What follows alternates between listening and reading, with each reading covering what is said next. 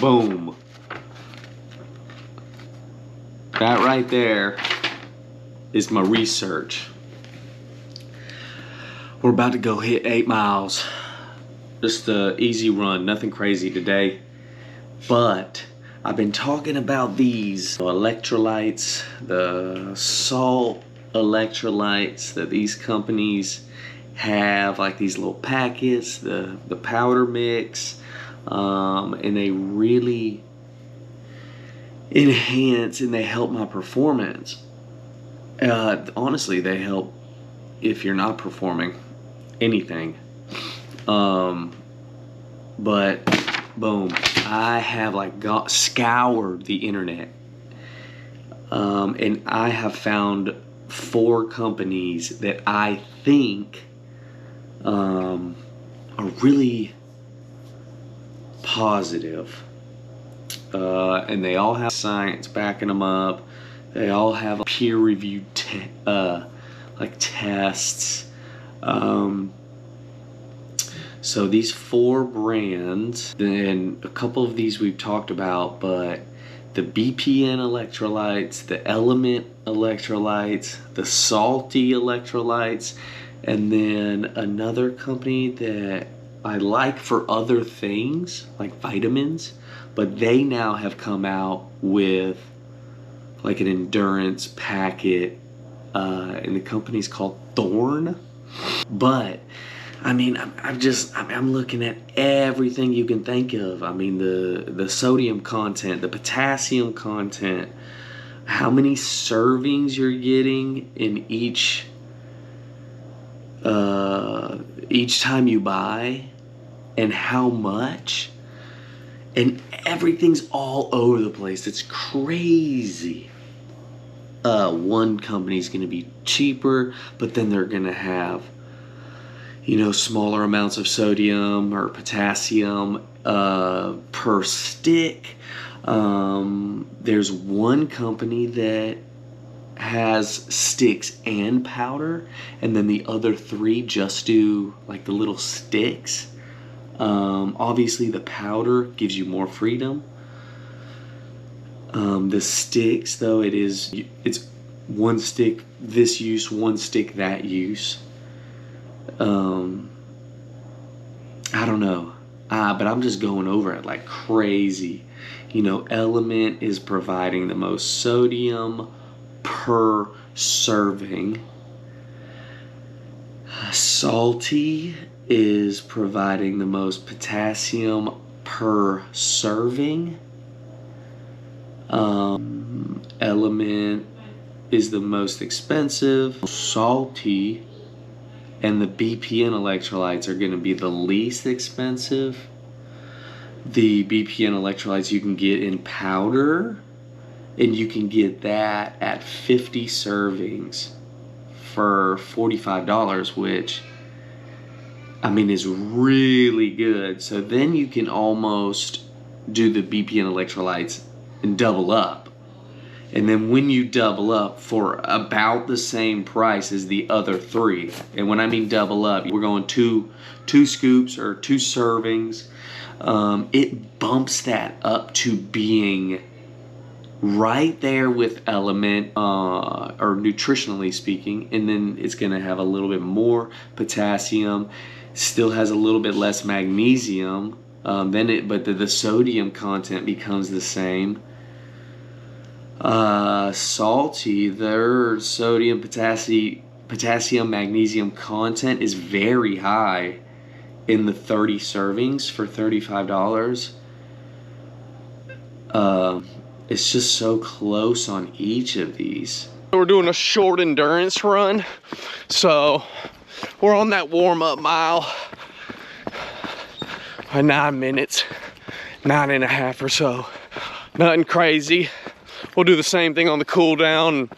We'll get 6 in between at like 7:45 to 8:20 pace.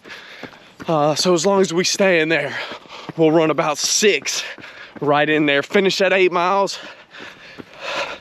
Continue to talk about this nutrition in mile 1, warm-up mile, 9:27. time to speed it up a little bit. We need to start getting them, knocking down some 8s. So as we talk about some of this nutrition and my next step on it, I'm drinking Tailwind right now. And I didn't bring that up in my research, but it is there. Tailwind is more, and the G1M Sport, I've talked about that as well from BPN. Those both are like, that's fuel. The electrolytes, the salt, has to help with hydration, which yes, can help with your fueling, but the G1M Sport and the Tailwind, that's gonna be like pre-workout fuel. Like pre-workout fuel. And then the electrolytes, you know, are through training, after training. And don't get me wrong, you can do the Tailwind during training, but I mean, I'm doing it right now. But the way I've learned is fueling up pre-workout. So fueling up with the endurance fuel. So G1M Sport, Tailwind, you can even do some creatine monohydrate. I've heard people have success with that. So pre-workout though, and say you're doing a huge, like a big workout, yes, you can supplement in workout fuel, but I like doing it before so that the carbohydrates are like locked in me. Right now, I'm sipping on the Tailwind and the carbs are going in me, but I've already started running. So they might be just coming a little late. Tailwind, G1M Sport, they both have like 300, 200 milligrams of salt per serving, or sodium. And the electrolyte packets are like 800 or 1,000. I'm gonna try the BPN G1M Sport, but you know, as I do my research, the Tailwind is pretty much unmatched because of the price. Tailwind is definitely holding that market on the endurance fuel. 821 mile 2, 821. But I haven't looked to see if, I don't think Tailwind does salt packets. I'll have to double check, but they're holding strong in the fuel space. Mile 3, 7:48. A little fast. We'll tone it back just a little bit.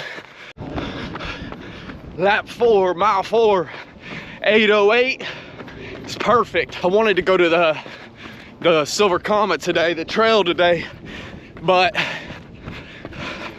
these hills will convince you otherwise. It was just gonna be an easy hillless run at the trail, and I've decided to stay in the neighborhood and just eat up all these hills. I do have the Peachtree Road Race coming up in 2 months. Not at all my main goal, but it's got a nasty hill in the middle of it. So just thinking about that, I gotta keep hitting the hills. Mile 5, 8:07. Mile 6, 7:54. Thank God I came out earlier in the day. It's about 70, 73 right now. But you know it's getting up to 85 later on. Mile 7, 8:01. Perfect route today. Feeling good. So, food, nutrition, hydration, starting off well today. This conversation will definitely continue. The hunt for 3,600 calories also continues. Today, we're getting it. Mile 8, 8:25. We're gonna finish this one out. Back to the casa. Go over a couple stats. Close out today. All right. Closing out that workout. 8.3 miles. 8-minute, 20-second pace. An hour and 9 minutes, 11-second workout. Average 148 beats a minute. Geez, Garmin must have gone through an update too, because it looks a little different. I'm trying to see my elevation change. Let's see, total calories lost, 975. Elevation change, 745. Thought it'd be a little more than that, but it's all good. Yeah, I'm not gonna run through all these. I set them all, but good run today. Big bike ride tomorrow. That's what we're going for tomorrow, big bike ride. Time to go in and eat. Eat as much as possible. Supplement, eat. Get to it.